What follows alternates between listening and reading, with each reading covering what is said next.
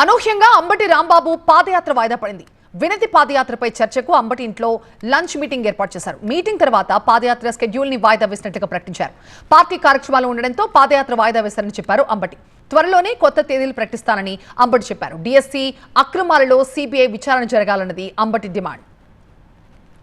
ఎందుకు పోస్ట్పోన్ చేయడం జరిగిందంటే మా వైఎస్ఆర్ కాంగ్రెస్ పార్టీ రాష్ట్ర అధ్యక్షులు ఒక ప్రోగ్రామ్ని రిలీజ్ చేశారు. ఈ డిఎస్సి మీద 31వ తారీఖు నుంచి 10వ తారీఖు వరకు కూడా ప్రోగ్రాం ఉంది.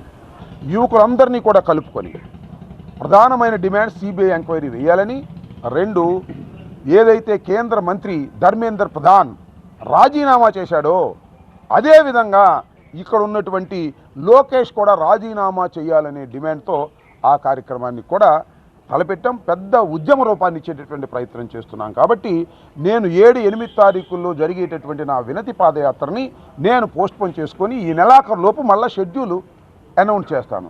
వీరందరినీ మా జిల్లాలో, మా పాత జిల్లాలో ఉన్నటువంటి మిత్రులందరినీ కూడా నాతో పాటు 2 అడుగులు వేయవలసిందిగా ఆ రోజుని రిక్వెస్ట్ చేయడం కోసం నేను ఈ సమావేశాన్ని ఏర్పాటు చేశాను.